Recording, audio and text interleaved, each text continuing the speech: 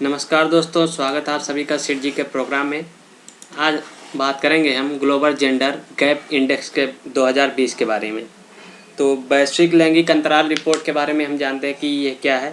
तो अगर इसके बारे में हम जो जनरल चर्चा है उस पर ध्यान देंगे तो ये जो है वर्ल्ड इकोनॉमिक फोरम द्वारा दिया जाता है। जो ग्लोबल जेंडर गैप इंडेक्स है वो दिया जाता है वर्ल्ड इकोनॉमिक फोरम के द्वारा। ये जेंडर गैप इंडेक्स का मतलब यही है कि किसी देश में फीमेल और मेल का रेशियो किस तरह से है। ठीक है, तो फीमेल और मेल का रेशियो किस तरह से है, या पर 1000 मेल पे कितने फीमेल आते हैं या पर 100 मेल पे कितने फीमेल आते हैं, तो ये इसको दिखाता है। तो ये जो दिया जाता है वर्ल्ड इकोनॉमिक फोरम द्वारा दिया जाता है। इसका जो मुख्यालय है वो स्विट्ज़रलैंड में है। और इसमें जो टोटल कंट्रीज़ हैं वो 153 कंट्रियों की सूची ली गई है। और ये 2020 की सूची में 153 कंट्रीज़ हैं। ठीक, ये ध्यान रखने वाली बात। और जो इसमें इंडिया की रैंकिंग आई है वो 112 पोजीशन आई है। 112वें स्थान पे इंडिया है। और इसमें जो सेक्स रेशियो दिखाया गया है वो पर 100 मैन पे 91 फीमेल है।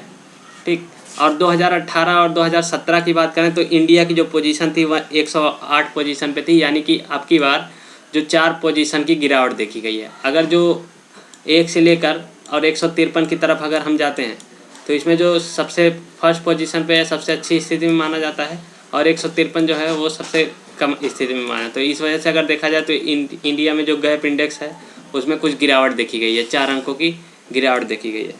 ठीक है, अगर हम आगे की बात करें इसमें तो जो ग्लोबल जेंडर इंडेक्स है उसमें अगर हम ध्यान दें तो इसमें 4 पॉइंट मेनली लिए जाते हैं। 4 पॉइंटों को कवर किया जाता है। जो पहला पॉइंट है वो स्वास्थ्य एवं उत्तरजीविता है, यानी हेल्थ एंड लिवलीहुड है। यानी कि स्वास्थ्य और उत्तरजीविता के लिए किसी देश में कितनी अच्छी सुविधाएं मौजूद हैं। स्वास्थ्य के लिए हॉस्पिटल कितने अच्छे, सार्वजनिक सेवा स्वास्थ्य केंद्र कितने अच्छे तरह से मौजूद हैं, और उनकी उत्तरजीविता के लिए उनको कितने अच्छे से रोजगार प्राप्त हो रहे हैं, उनको भोजन समय प्राप्त हो रहा है, सरकार द्वारा जो सहायता मदद की जा रही है कितनी अच्छे से मदद की जा रही है, इन सबको देखा जाता है।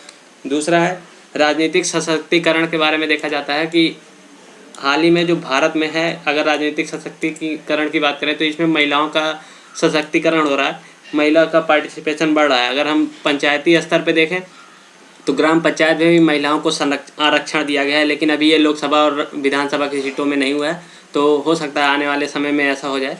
और अगला जो पॉइंट है वो एजुकेशन पे है, यानी कि शिक्षा का है। यानी शिक्षा के लिए अवसर कितना प्रदान हो रहा है लोगों को, जो समाज के वंचित वर्ग हैं उनको कितना अवसर मिल रहा है एजुकेशन को लेकर।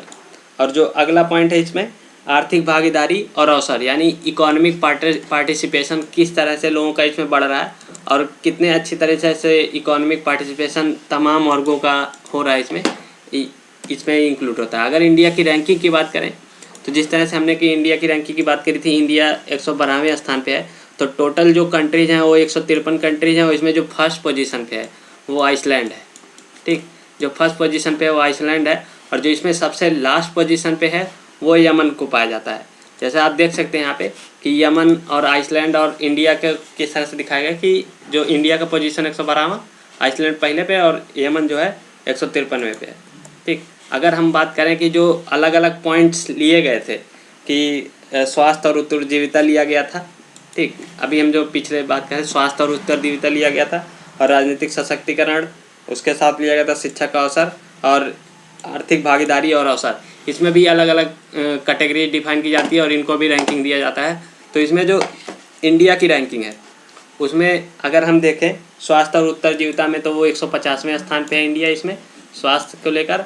और अगर हम पॉलिटिकल राजनीतिक सशक्तिकरण की बात करें तो वो 18वें पोजीशन पे है। ये ध्यान देने वाली बात है क्योंकि राजनीतिक सशक्तिकरण इंडिया में काफ़ी ज़्यादा मात्रा में बढ़ रहा है, यानी कि इसमें काफ़ी ज़्यादा सुधार हो रहा है। अगर उसके साथ हम बात करें तो शिक्षा के अवसर की बात करें तो उसमें 112वां पोजीशन, यानी शिक्षा पे ज़्यादा ध्यान देने की ज़रूरत, क्योंकि शिक्षा अगर अच्छी रहेगी तो सारे ही क्षेत्रों में बढ़ोतरी देखी जाती है। शिक्षा एक मानव पूंजी का निर्माण करती है। ठीक, अगला जो है आर्थिक भागीदारी और अवसर में अगर हम देखें तो ये 149th पोजीशन पे है, जिसमें काफ़ी गिरावट देखी जा रही है। यानी कि जो स्वास्थ्य वाली पार्ट हो गई वो इकोनॉमिक पार्टिसिपेट है, इसमें इंडिया की जो पोजीशन है वो अच्छी स्थिति में नहीं है। तो यहाँ हम कह सकते हैं इन दोनों चीज़ों पे सुधार की ज़रूरत है हमें। तो वीडियो देखने के लिए थैंक यू सो मच। हम अगली वीडियो में लाएंगे आपके लिए कुछ अलग इंडेक्स जिसके बारे में आप लोगों को जानकारी होगी। तो थैंक यू सो मच।